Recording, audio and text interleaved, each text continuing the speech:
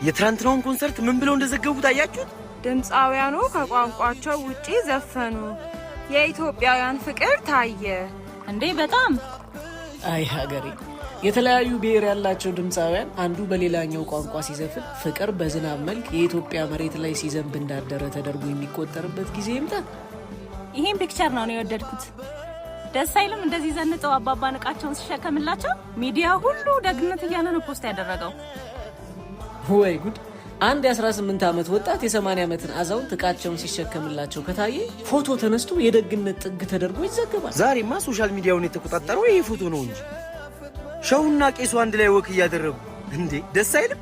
የፍቅራችንን ማሳያ ይልሻል በላው። ጭራሽ የተለያየ እምነት ያላቸው ሁለት የሃይማኖት አባቶች አንድ መንገድ ላይ ሲሄዱ ከታየ እንደ ሰበር ዜና ሶሻል ሚዲያውን ተቆጣጥሮት መዋል ጀመረ። ምን እያሰብክ ነው?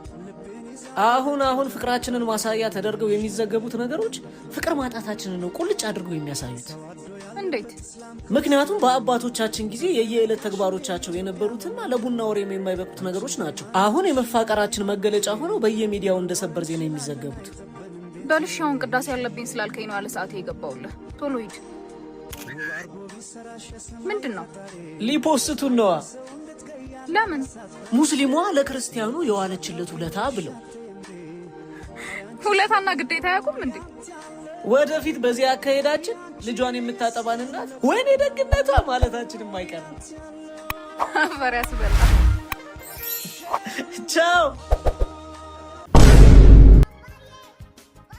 እኔ የምለው የአንቺ እርግዝና ግን እኔ ስሰራ ማየት ብቻ ነው እንደሚያምረው?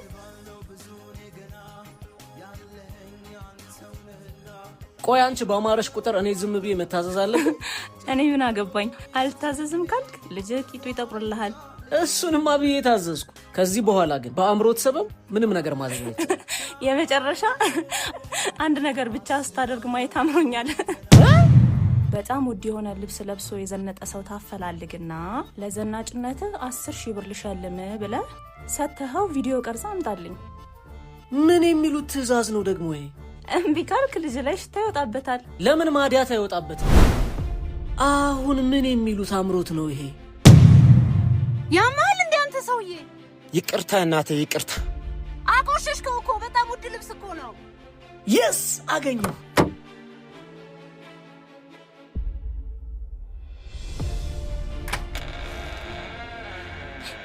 ቀርጻ መጣህልኝ? ያው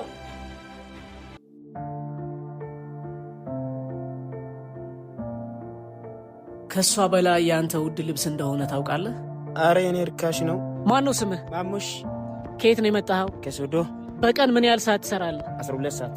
ስንት ብር ትሰራለህ በቀን? 150 ብር 200 ብር። እቁብ ትጥላለህ? በቀን 150 ብር እጥላለሁ። ከወንድሜ ጋር ሆኜ ህፃኑ እንድንለኝ። ለቤተሰቦች በወር ምን ያህል ትልካለህ? አንድ 2,000 ብር ያው ነገር ልካለኝ። ወደፊት ምን ማድረግ ነው የምትፈልገው? ያው እኔ ህይወቴ እንደምቀየር ብቻ ነው የምፈልገው። አሜን፣ ይቀየራል። የለበስከው የሥራ ልብስ በጣም ውድ ልብስ እንደሆነ ታውቃለህ?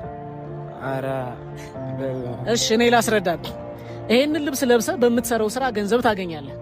በምታገኘው ገንዘብ ደግሞ ራስህን ታስተዳድራለህ፣ ቤተሰቦችን ታግዛለህ። ስለዚህ ከዚህ ልብስ በላይ ውድ ልብስ የለም ማለት ነው። ናይኪ ከሚያመርተው ቲሸርት፣ ጉቺ ከሚሰራው ጫማ በላይ ዓለም ላይ ውድ ልብስ የሚባለው የሥራ ልብስ ነው። አካውንትን አንዴ ንገረኝ። 19።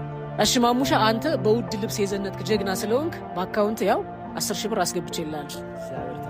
አሜን አሜን። በርታሽ ወንድሜ፣ ያለበት መስመር ልክ ነው። ነገ የተሻለ ቦታ መድረስ ትችላለህ። በርታልኝ ወንድሜ። ና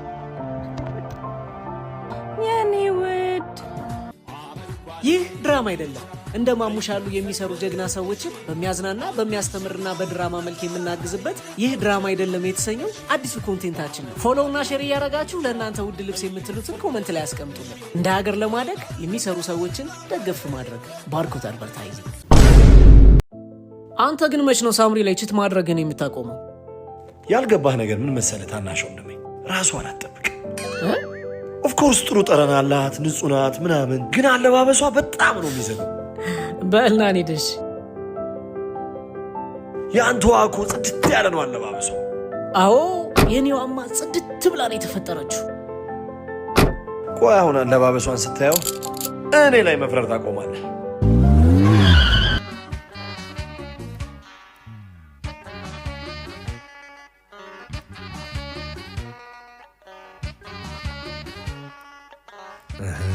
አየህልኝ? አዎ አየሁልህ። ቤትን ገነት ያዘቦት ቀንን አውደ ዓመት የምታስመስለዋል። የቡናው የጭሱ የምግቡ መዓዛ ቤትህን እንድትናፍቅ የምታደርገዋል ሚስትህን አየሁልህ። በእናት አንድ የኔን ጽድት ያለችዋን ሚስቴን ላሳይ።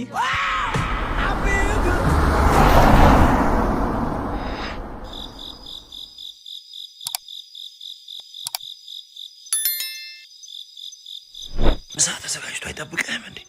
እኛ ቤት ሰራተኛዋ ዘመር ጥየቃ ከሄደች ኪችኑም ልክ እንደ ሚስቴ ጽድት ነው የሚለው። ሜካፕ ብቻ ነው የማይጠቀመው። አንተ የት ነው የጠፋኸው? የኔ ውድ እንዴት ጽድት አድርጌ እንደሰራው ታየው? ዋው! ደግሞ ምሳ እየጠበቅኩ እኮ አስራብከኝ። በሉ እንብላ። እሺ። ወዴት ነው? ወደ ውስጥ ሬስቶራንት መጣሽቶ ተረጭቼ ጽድት ያለች። የት ሄድክ? ወደ ቤቴ ማለቴ ወደ ገነቴ።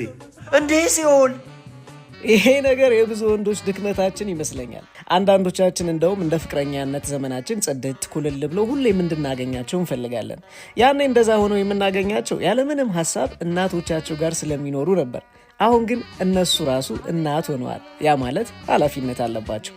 እስኪ እናንተም የሚሰማችሁን በኮሜንት አስቀምጡልን። ትዳር እኮ እንደዚህ አይመራም አንበሳው። እና እንዴት ነው የሚመራው? ሚስት ማምሸትህን ካልወደደችው በጊዜ ግባ፣ አለቀ።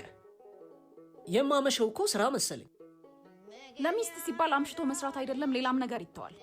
ለማንኛውም እህታችንን እንፈልጋታለን፣ አቃጥለህ እንዳደፋት። የምለፈው እኮ ለትዳራችን ስል ነው። በዛ ላይ የኔና የሷን ጉዳይ ለኛ ብትውልን አይሻልም? እንደሱ ብሎ ነገር የለም። ይሄ የእህታችን ህይወት ጉዳይ ነው። ለአስቤዛ ስጣት፣ ተንከባከባት፣ የምትልህን አድርግ። ትዳርህን በስርዓት ምራሽ።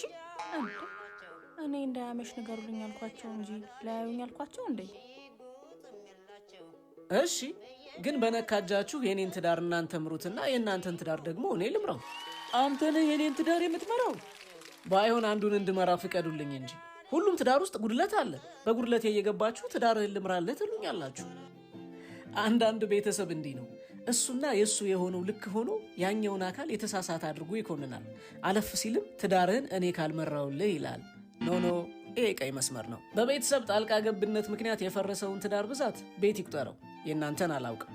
እኔ ግን የወደፊቷ የልጆቼ እናት ሚስቴ ሆይ ቤተሰቦቼ እገዛቸውን እስካልጠየቅን ድረስ በፍጹም በትዳራችን ጣልቃ እንዳይገቡ አስጠንቅቂያቸዋለሁ። አንቺን ቤተሰቦችን አስጠንቅቂያቸውና እሺ ካሉሽ በውስጥ መስመር ጻፊልኝ። በዛውም ሲንግል ነኝ እያልኳችሁ ነው። ይሄ ጣልቃ ገብነት ግን ኢትዮጵያ ውስጥ ብቻ ነው ወይንስ መላው ዓለም ላይ ነው ያለው? ፎሎ እያደረጋችሁ ሀሳባችሁን ኮሜንት ላይ አስቀምጡልን። አረ ጀግና ነው ግን። ኤኒዌይ በቀጣይ ባበደ ቪዲዮዎች እንገናኛለን። ሀሳባችሁን የተመቻችሁን ቪዲዮ ኮሜንት ላይ አስቀምጡልኝ። ቪዲዮ ላይ ከሰል ካላችሁ ላይክ እያደረጋችሁ ለደበራቸው ፈታዘና ማለት ለሚፈልጉ ሰዎች ቪዲዮን ሼር አድርጉላቸው። ከኔ ጋር በሌላ ባበደ ቪዲዮዎች እንገናኛለን። እስከዛው ድረስ ፒስ